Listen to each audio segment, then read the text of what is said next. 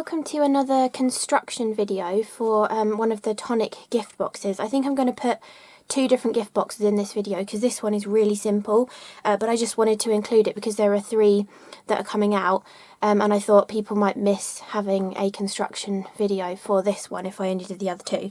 So this one is the Diamond Chamfered gift box die set, and it looks like this. So it's a gorgeous diamond from the top, and you can see the gorgeous side panels that you get in it as well, but the way it stands up is this clever sort of design on the bottom where part of it is like cut away, so the box actually just stands on that tiny little triangle that's down there, but it is such a gorgeous design. I really like this one.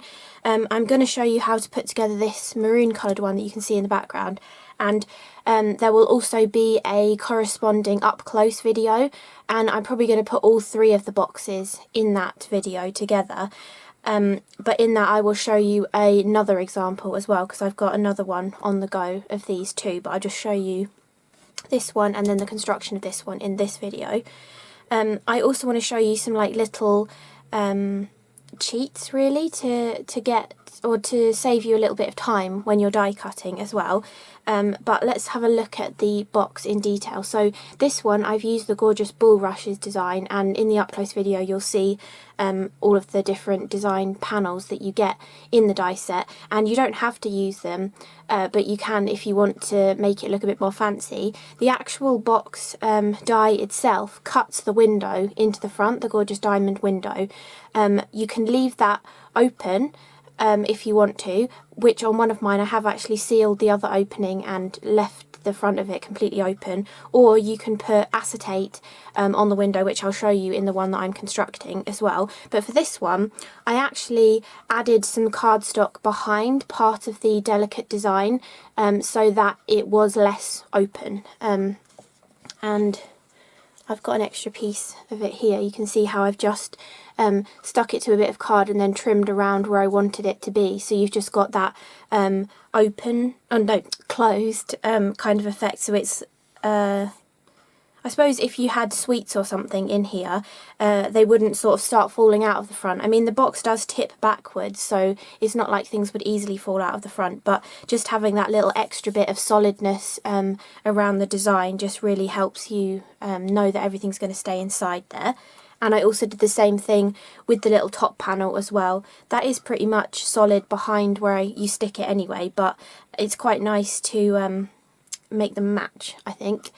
Then also I wanted to show you, I did a similar thing for the little sentiment panel. You get multiple different sentiments that fit perfectly into that bottom right angled piece of the design. However, on my one I decided to shift it up a little bit just because I thought it would give it a different kind of look.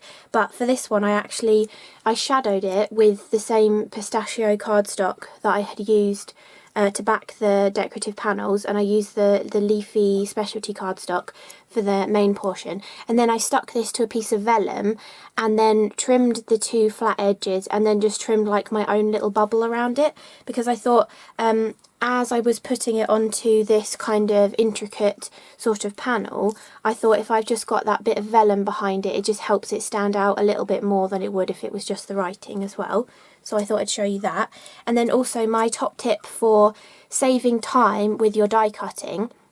So usually when you're putting the panel on the box and you want to have a solid colour on the back of it, you have to die cut the main shape and the intricate one together, and then you have to die cut the main shape again and stick them both together to get your panel. However, I was actually cheating. I do this a lot. Like for example these ones, I cheat and just stick them to a piece of cardstock and then I trim them out afterwards. So all you do is you just then, and I only ever do this with boxes that have straight sides. Obviously if this was a scalloped edge it would be a lot trickier to cut around it, and if you had any fancy intricate curvy bumpy parts to it as well, it would be much trickier to cut around. So in those cases you're going to want to die cut the back solid piece because it will save you a lot of time to do it that way. But for these ones I just feel like if you're cutting so many panels for making however many boxes you're doing at a time, sometimes it's quicker to do this kind of thing, where you can just trim around the panels then, like that. I mean, it depends your style of crafting, but when I'm doing these kind of boxes, I'm usually making at least 2 or 3 of them, plus all of the prep for Jodie to make them on the telly as well, and it gets to be quite a stack of die cutting to do. So if you can save any little bits of die cutting, I always try to think of ways around that. But the main opening of the box, it has this little closure here, and it's just like a little semicircle that goes into the slit that the die already cuts into the back. So this one is so simple. It is literally one die is the whole net of the box. So this is like the simplest of the 3 that are coming out at the moment, but that's how it opens. So you could put something larger inside that you could then see in here. You could balance a tea light, you know, like one of the battery operated ones, so that you had light coming through here, and if you put vellum behind there, it would give a lovely diffused look as well. Or you could put something knitted inside. One of the examples that I will show you in my up close video has a gorgeous knitted little character to go inside it as well. So there's loads of different things you can use this box for. Toiletries, like bath bombs, obviously chocolates. You could even create some kind of like padded cushion to fit in the bottom and put some jewellery in there as well, or hang some earrings off the back of it. Loads of different ideas of how you could use this, and the closure is just so simple. All you do is push these 2 tabs inside the box, and then the one with the little semicircle just hooks into the little slit that's already cut into the design for you, and it just goes together just like that and keeps it shut really nicely for you. So that is the box that I'm going to show you how to put together. Sorry if I just waffled a lot, but some people like to know in-depth details about it. So this is the whole net of the box. I've already been decorating it just to save some time, and I will show you these little pieces as well, because I'm going to try and make the frame around the acetate and then stick the acetate to the front of the box, so you don't have any of the messy acetate showing inside the box as well. And so this one, I've taken some maroon coloured cardstock, and then I took the brand new Sunlit Sienna Nouveau Aqua Shimmer pen, and I just coloured the whole thing, so you've got that gorgeous coppery shimmer all over it. And then for this one, because this is the one that I'm making, I cut the decorative panels out of Rustic Dusk mirror card, and then I just stuck them straight onto here and did my orange soda and glitter Nouveau drops straight onto the net, and then just let it dry like this. But for the one that I'm doing for Jodie to demo on the telly, because she's going to cut this piece out, I decided to just make them the separate panels, and again I'll just snip around these with scissors. So you can do it either way, basically, is what I'm trying to say. If you want the backing of the panel to be the same colour as your box, you can just stick them straight onto the box and add like Nouveau drops and things, or you could create all your panels separately and do your Nouveau drops and stuff and then stick them to the box, whichever way you want to do it. And also, if you're using maybe you haven't got that much of a wide variety of cardstocks in your stash and you have thinner weight of card, you could cut the box in a thinner weight and use the panels to kind of strengthen it a bit as well. So lots of different reasons why you might want to stick things straight onto here, or to do them separately as well. And then I've also decorated the inside of the box too. Oh, I don't think I showed it on here, but you can actually see I've decorated the inside. I just used the solid panels for that one, and used the leafy green metallic cardstock. And I also used right inside, I just stuck the diamond piece that fell out of the actual main die that cuts the box. I just stuck that further inside and used one of the little frame pieces as a little border on there as well, because so this is the diamond that fell out of the box net, and one of these little border pieces actually fits perfectly with the like the diagonal edges on it, so you can add like a little border to that back piece if you want to as well. And for this one I've just used this gorgeous sort of etched cardstock that Tonic do as well. And you want to make sure that you decorate this first, because especially for this one, we're going to put acetate on the front of it, so it's going to be very difficult to try and stick panels on the inside. And also, it's not really that big of a gap to get your hand through or to try and press them through the openings. It's just much easier to have already stuck them onto here as well. So firstly, let's show you how I'm going to try and create a frame for my piece of acetate that goes on the front. So to cut this acetate to the rough kind of size that should work on here, all I did was this piece that fell out, I just placed it on top of my acetate and trimmed a couple of millimeters bigger all the way around to get my acetate diamond.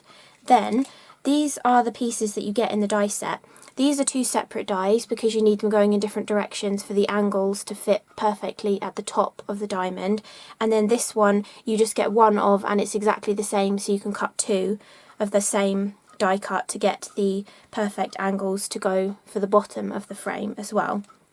So all I'm going to do is I've just added some of the is it 6mm tissue tape from CraftPerfect. I've just put that on the back of it, and all you want to do is just start building up your little frame. So if there's any excess acetate hanging off the edges, then I will trim that off afterwards.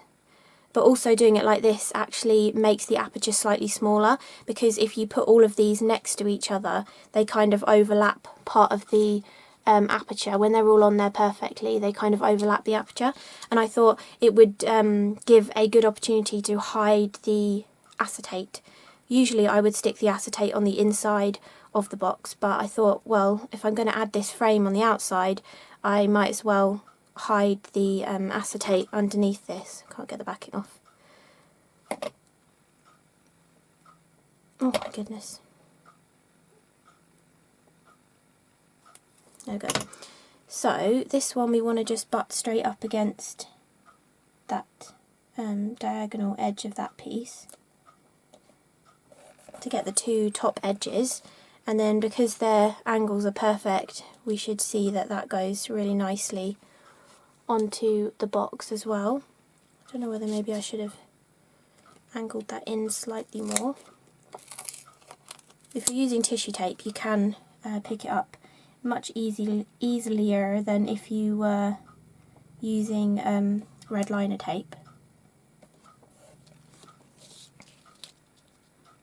Yeah, okay. And then these ones we want to line up here as well. So let's just double check how that's going to go together.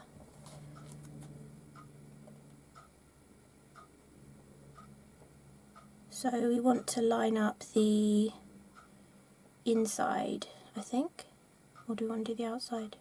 Because these panels seem to be slightly wider. No, we want to do the outside. So this little outside point, we want the outside of this piece to line up to. Because you can, on this one actually, you can see here how I moved the pieces back a bit, so you can just fit them directly in the middle of the channel that cuts in the front of the box, or you can actually fit them all together to create a proper frame as well. There's different ways of using it.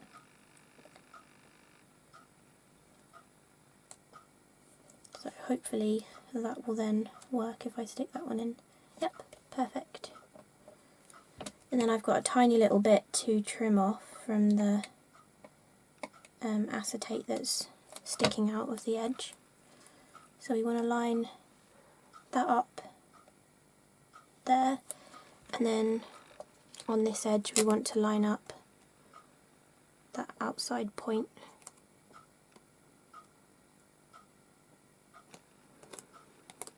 So we've got a perfect little frame to frame our acetate sort of glass fronted look for the box, and that will go on there like that. I just need to trim off that tiny bit of acetate. And then I was thinking, you get these gorgeous panels. I love these panels.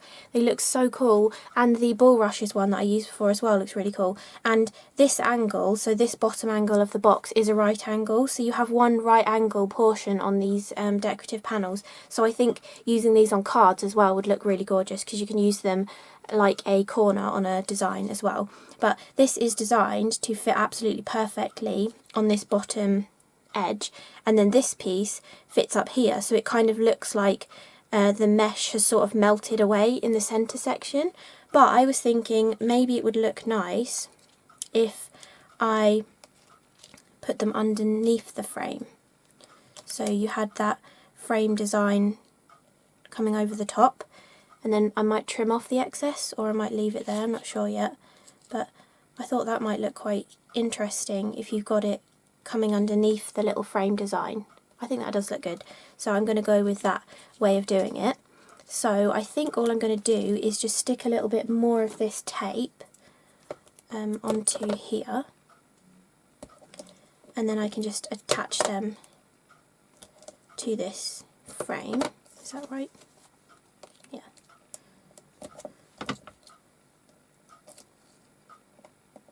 And then I'll trim off the excess, I think, that's hanging out from outside of this frame. Got my tape a little bit too far over there. Okay, then I'm going to put this underneath there like that, I think, and then I'll just trim off this bit that's hanging out.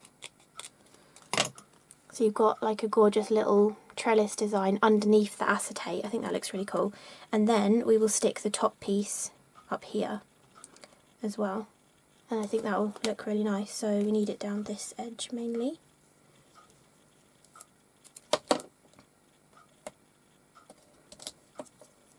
And then a little bit across here.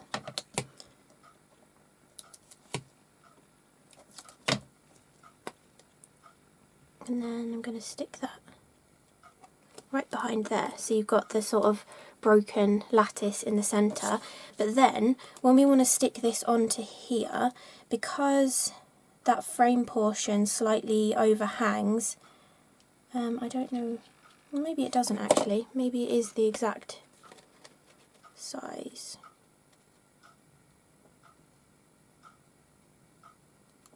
Yeah, no, I think that's fine actually. I was thinking we might have to put some anti-static powder to stop this being sticky and then stick it on a different way, but no, I think that's going to be fine. So Tonic recently brought out the 3mm of their Craft Perfect red line tape. They had 6mm and 12mm before, but now they've got the 3mm, and this is perfect for a lot of their boxes, so this is a great addition to their collection of tape. It's very sticky, and I'm just going to use this to attach it because I think it will be extra secure. You could use the 6 on this actually, but I've got this to hand, so I'll just use this one. But this box is so super simple. Oops, super simple to put together. It literally takes like seconds. There's only one, like, it's not complicated part, it's just thinking about where you're putting your adhesive when you put it on the box and you don't want to put it in a couple of places. But other than that, it's really easy, this one.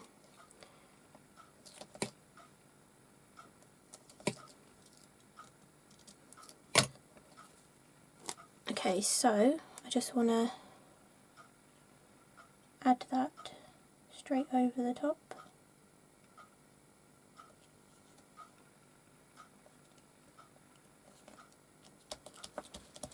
And then there shouldn't be any sticky in there. No, that's perfect. So you don't need to hide any sticky adhesive that's hanging out over the top or anything. Okay, so that is the front of the box done, but there's also more sentiments as well, and for this one I wanted to do the little word hope. So I've done it from the maroon with the sunlit sienna on it again, and I've also cut it from the card that I've used to line the inside. And I was thinking of just like shadowing that and putting it right in that bottom point as well.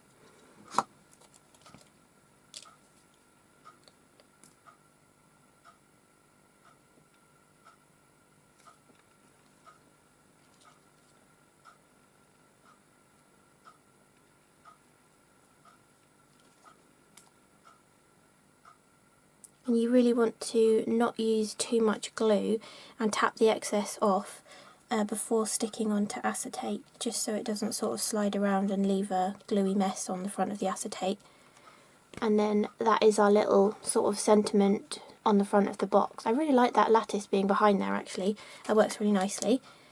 So then we need to add the tape to the box. So you definitely don't want to put any glue or adhesive on any of these flaps, because this is how these two tuck into the box and this one comes over the top and slides into this slot. So no adhesive on these. Also, this portion and this portion fold over where this lid closes, so you don't want to put any adhesive on these two either.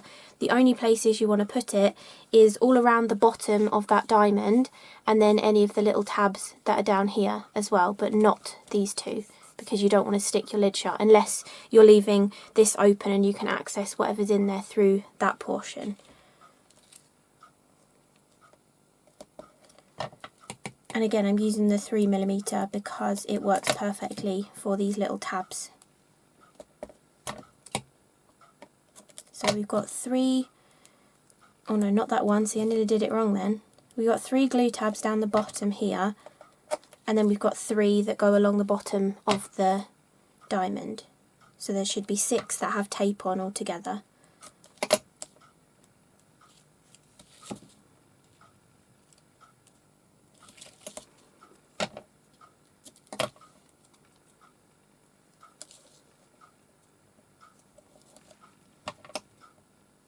Okay, then you want to make sure everything is nicely folded. Don't forget you need to have decorated the inside as well before you put it together. So I'm going to go through and just fold all my little tabs first so I don't forget any of them. And a lot of cardstock, when you use it, it's fine to just fold it with your fingers, but if you wanted to make it more of a crisp crease, or if you're maybe using something that's slightly thicker or slightly thinner, you know, you might want to use a bone folder or the Precision Glide folder from Tonic, or their card creaser as well. That works really good. And then just fold all of the panels. You want to make sure they're good folds, because it makes it so much easier as you're putting it together if everything is already folded really nicely. Okay, so that is everything. And then you can see how this is going to start to come together, how it's all going to fold over, and then you're leaving all of this open because this is the closure mechanism. So I was actually, I've made 3 of these now, and each time I have actually just taken all of the glue tabs off, like all of the tape off of them, and you don't seem to get in too much of a mess. So I'm just going to do that again. Did I take that off there? Yeah.